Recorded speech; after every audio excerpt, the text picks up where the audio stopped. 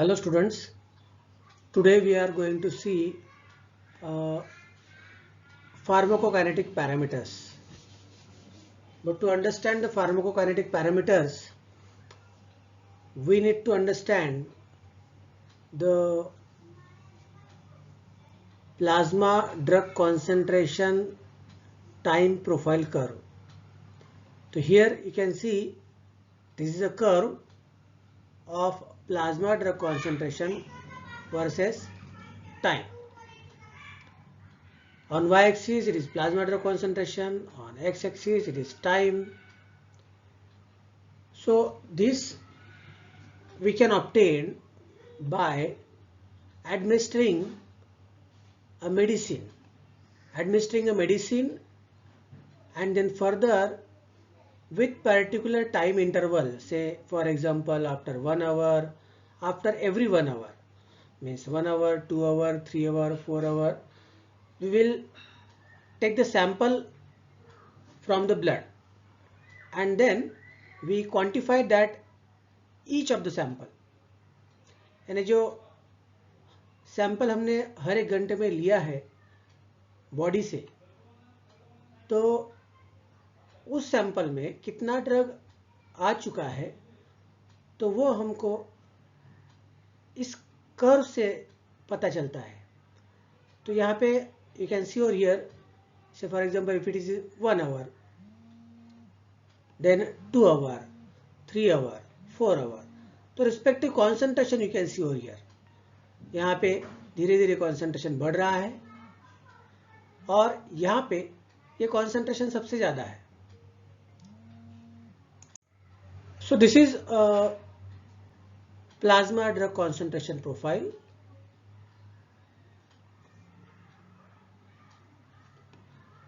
इस ग्राफ में आपको अगर आप प्रॉपरली देखोगे तो उस कर्व के साथ बहुत सारे टर्म्स यहाँ पे आपको दिखेंगे. तो वन बाय वन हम ब्रीफली उसको देखते हैं.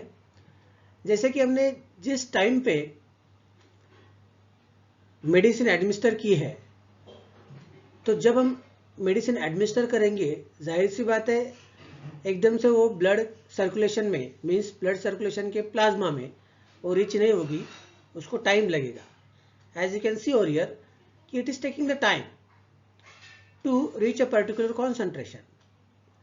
तो धीरे धीरे धीरे धीरे ब्लड में या फिर ब्लड के प्लाज्मा में ड्रग का कॉन्सेंट्रेशन बढ़ते जाएगा और वो concentration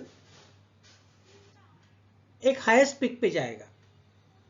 it may be around, you can see over here, it may be it may take 2 hours. तो यहाँ पे इस अप कर्व, यह है अप कर्व और यह है down curve. This up curve and this is down curve. Up curve को हम बोलते हैं एब्सॉर्प्शन फेज और डाउन कर्व को बोलते हैं एलिमिनेशन फेज या फिर एलिमिनेशन स्टेज. तो यहाँ पे एब्सॉर्प्शन फेज क्या है और एलिमिनेशन फेज क्या है, इसका मतलब यह है कि एब्सॉर्प्शन फेज में entry of drug molecule is more as compared to elimination of drug from the body. जैसा कि anybody can guess कि जब हम ड्रग एडमिनिस्टर करते हैं तो तुरंत थोड़ा थोड़ा करके पोर्शन ब्लड में आना स्टार्ट हो जाता है. और जब ब्लड में आना स्टार्ट हो जाता है तो इसका मतलब ही यह है कि ब्लड से वो बाहर निकलना भी स्टार्ट हो जाता है. तो दोनों चीजें चलती है. एक बार जो ड्रग ब्लड में आ चुका है तो जाहिर सी बात है कि वो ब्लड से बाहर निकलने वाला है. तो यहां पे अगर हम देखिए, अगर एज्यूम करें कि ये 2 घंटे है, तो यहां पे इस 2 घंटे के पीरियड में एब्सॉर्प्शन फेज, इसका मतलब ये है कि the quantity of drug that is getting absorb or the rate of absorption of drug is more than the rate of drug elimination. इसका मतलब ये है कि जितना फास्टली, जितनी ज्यादा क्वांटिटी में ड्रग बॉडी के अंदर पहुंच रहा है जीआई ट्रैक्ट से, उससे कम क्वांटिटी में जो ड्रग ऑलरेडी बॉडी में आ चुका है, ब्लड में आ चुका है, उससे कम क्वांटिटी में वो एलिमिनेट हो रहा है। मीन्स अगर दूसरे फॉर्म में अगर बात की जाए तो एब्सॉर्प्शन रेट और speed of absorption of drug molecule is more than the rate of drug elimination।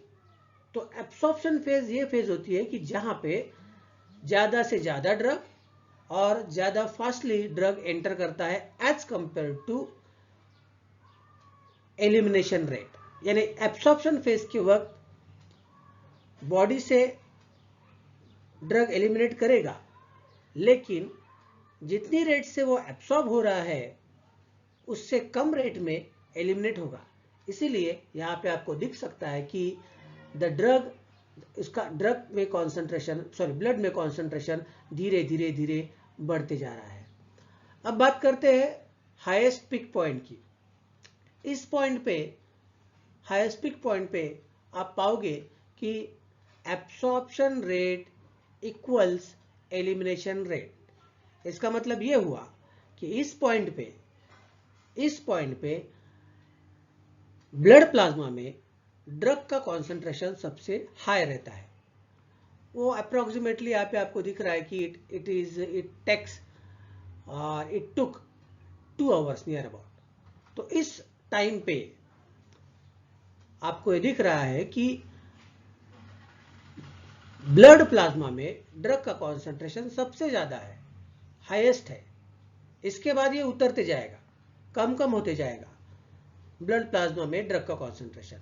लेकिन अगर इस पॉइंट की बात करें, which is called as Cmax, here rate of absorption of drug is always equal to rate of elimination. इसका मतलब यह हुआ कि जितनी क्वांटिटी में, जितनी स्पीड में ब्लड में ड्रग आपका आ रहा है, उतनी स्पीड में वो ब्लड से या फिर ब्लड प्लाज्मा से एलिमिनेट हो रहा है, बॉडी के बाहर जा रहा है, एक्सक्रीट हो रहा है। ओके। अब एक्सक्रीशन में 2 चीज आती है, मेटाबॉलिज्म भी हो सकता है या फिर डायरेक्टली एलिमिनेशन या फिर एक्सक्रीशन हो सकता है, but basically it is called as elimination phase. Original form में वो नहीं रहेगा। तो हम इस बात को ऐसा समझते हैं कि Cmax पे, जहां पे ब्लड में ड्रग का कॉन्सेंट्रेशन हाईएस्ट रहता है, उस पॉइंट पे, उस टाइम पे absorption rate of absorption of drug always equal to the elimination rate. और अगर बात करें हम डाउन कर्व की या फिर एलिमिनेशन फेज की, इसका मतलब यह हुआ कि इस टाइम पीरियड में आपको ये पता लगेगा कि rate of elimination is always greater than the rate of absorption। इस टाइम पीरियड में, इस डाउन कर्व के वक्त बॉडी में ब्लड की आने की क्वांटिटी ये कम हो चुकी है। Rate of absorption of blood, rate of absorption of drug is less as compare to rate of elimination, क्योंकि बॉडी में ऑलरेडी ड्रग बहुत ज्यादा मौजूद है, तो ज्यादा क्वांटिटी में ब्लड से ड्रग बाहर हो रहा है। तो rate of drug elimination is more as compare to rate of drug absorption. तो ये हो गया 2 फेज इस कर्व की। अब एक और चीज यहां पे हम बताएंगे कि जैसे कि थेरेपेटिक रेंज आपको पता होगी। थेरेपेटिक रेंज यानी कि ये रेंज है, ये डॉटेड लाइन आप देख सकते हो यहाँ पे। तो यहाँ पे है इस ड्रग का मिनिमम इफेक्टिव कॉन्सेंट्रेशन।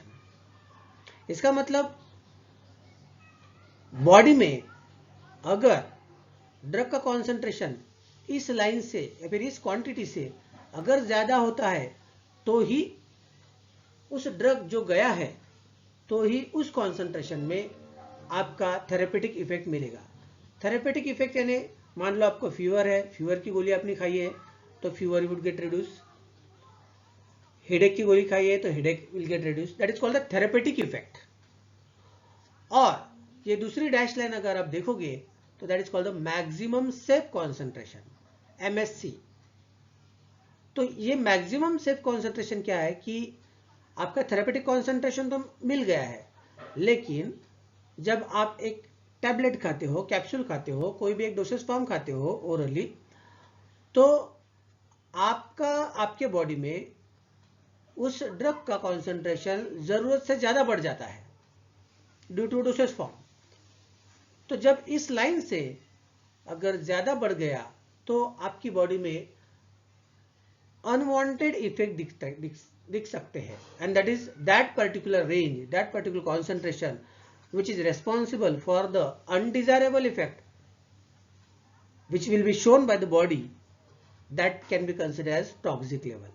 और ये टॉक्सिक लेवल आपकी मैक्सिमम सेफ कॉन्सेंट्रेशन से ज्यादा रहती है। और दूसरी लेवल रहती है मिनिमम इफेक्टिव कॉन्सेंट्रेशन, या फिर उसको दूसरा नाम है सब थेरेपेटिक लेवल। इसमें आपके ब्लड में ड्रग की क्वांटिटी ये जरूरत से कम रहती है, जरूरत से कम, सब थेरेपेटिक लेवल। तो बॉडी में ड्रग तो रहेगा लेकिन उसका थेरेपेटिक इफेक्ट नहीं दिखेगा, आपको फायदा नहीं होगा, लेकिन उसका अंदर के अंदर फार्माकोलॉजिकल इफेक्ट दिख सकता है। तो you should keep in mind the pharmacological effect is somewhat different than the therapeutic effect.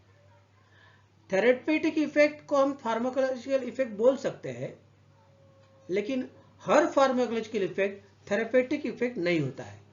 Therapeutic effect यानी जिससे हमको फायदा होता है, फीवर कम हुआ, हेडेक कम हुआ, बॉडी एक कम हुआ, that is a therapeutic effect. लेकिन अंदर के अंदर ड्रग रहने के बाद इंटरनल ऑर्गन को वो ड्रग एक्सपोज कर रहा है, और इंटरनल जो कुछ बायोकेमिकल मैकेनिज्म हो रहा है that may be considered as pharmacological effect. तो ये बेसिक चीजें हैं। Now one by one we will see the pharmacokinetic parameter. तो generally plasma concentration time profile दो तरीके से स्टडी करते हैं, इवेल्युएट करते हैं। One is by pharmacokinetic parameter, another one by pharmacodynamic parameter. जैसे कि आपको पता है कि pharmacokinetic parameter, what is pharmacokinetic? Pharmacokinetic is what the body is doing with the drug, what the body is doing with the drug, यानी body drug के साथ क्या कर रही है। बॉडी ड्रग का एब्सॉर्प्शन कर रही है, बॉडी ड्रग का डिस्ट्रीब्यूशन कर रही है, बॉडी ड्रग का मेटाबॉलिज्म कर रही है, और बॉडी ड्रग का एलिमिनेशन कर रही है। what the body is doing with the drug, that is called the pharmacokinetic। और ये फार्माकोकाइनेटिक प्रोसेस स्टडी करने के लिए हमारे पास है फार्माकोकाइनेटिक पैरामीटर। दूसरा देखते हैं फार्माकोडायनामिक पैरामीटर। अब फार्माकोडायनामिक मीन्स क्या है? It is a effect after entry of drug in body, what the body is what the drug is doing with the body. Is it reducing the fever? Yes, the body's fever will get reduced by the drug, means it is basically the effect।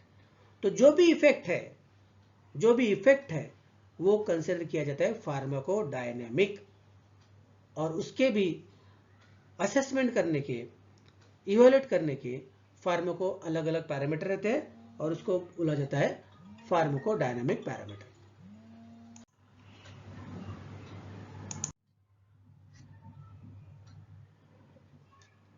So let us go into the detail of pharmacokinetic parameters.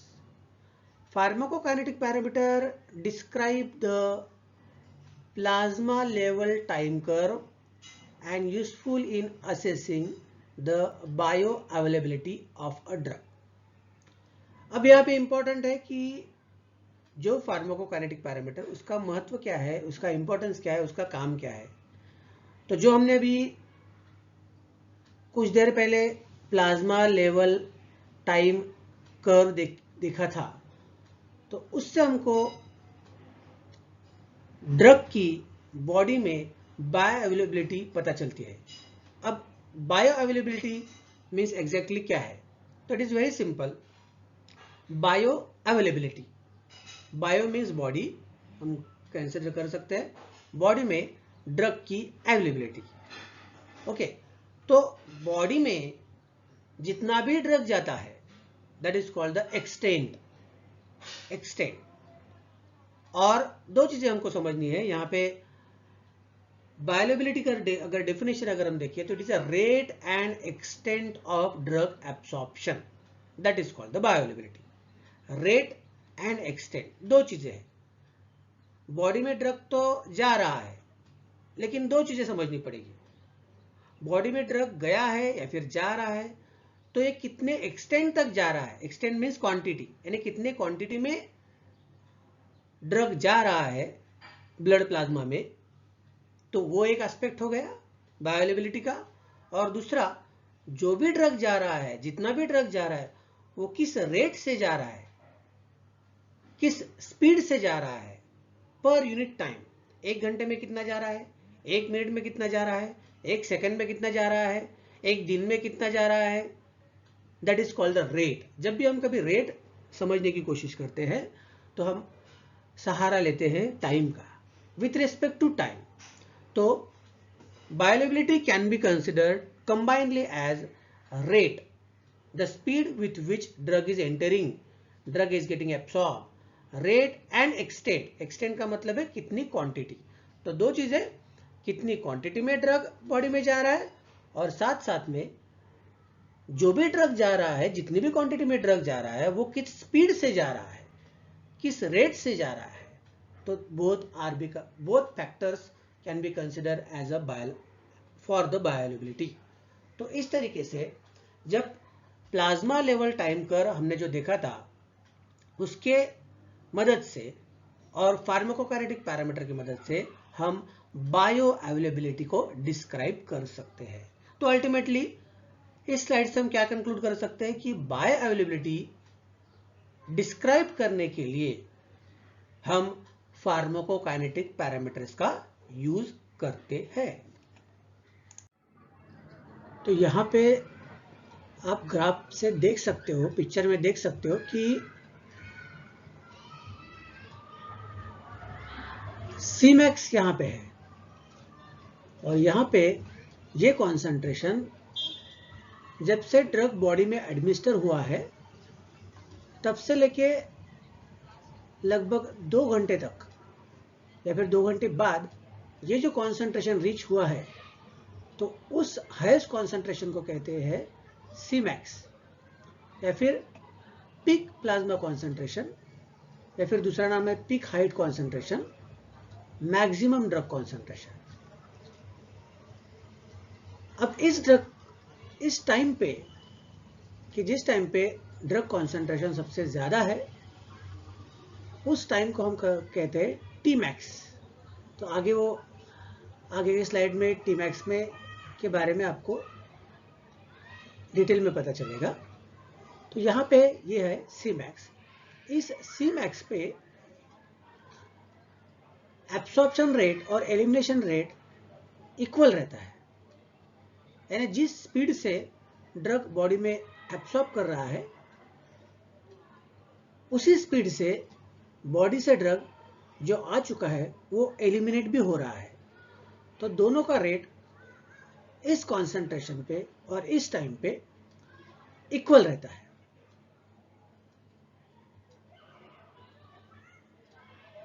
One more time, यहां पे आप देख सकते हो कि यहां पे आपको सी मैक्स दिख रहा है। इसका मतलब after 2 hours, as you can see over here, inside the body, inside the blood plasma, drug reaches or reach with its highest concentration। तो ये जो कॉन्सेंट्रेशन हमको मिलता है, चाहे वो कितनी भी देर के बाद मिले, जो भी हाईएस्ट कॉन्सेंट्रेशन रहेगा उसको कहा जाता है कॉन्सेंट्रेशन मैक्स, या फिर दूसरा नाम है C Max. Okay, C Max.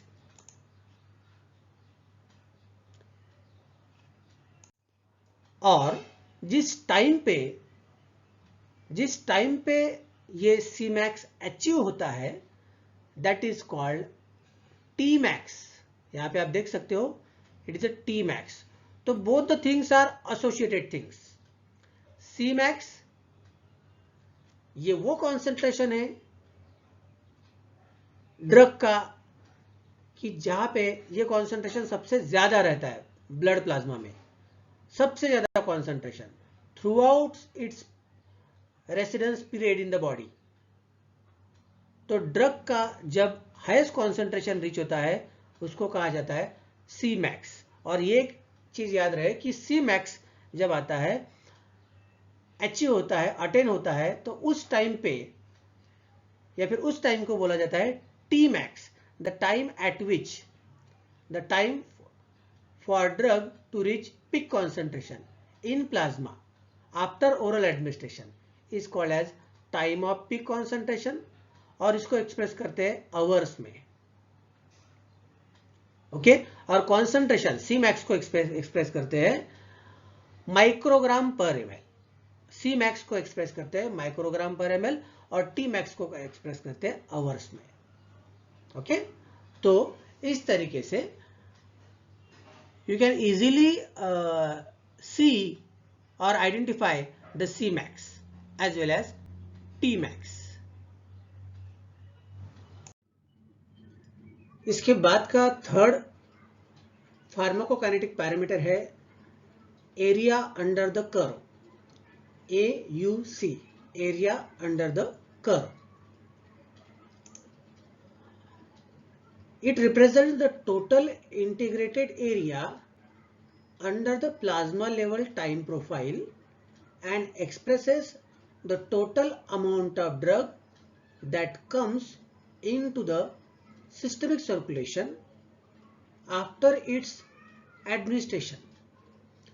तो इसका मतलब यह हुआ कि ड्रग बॉडी में एडमिनिस्टर करने के बाद ये जो आपको कर्व दिख रहा है यहां से यहां तक, तो ये टोटल कर्व है, इसके अंडर जितना भी एरिया है means it is in terms of quantity along with time.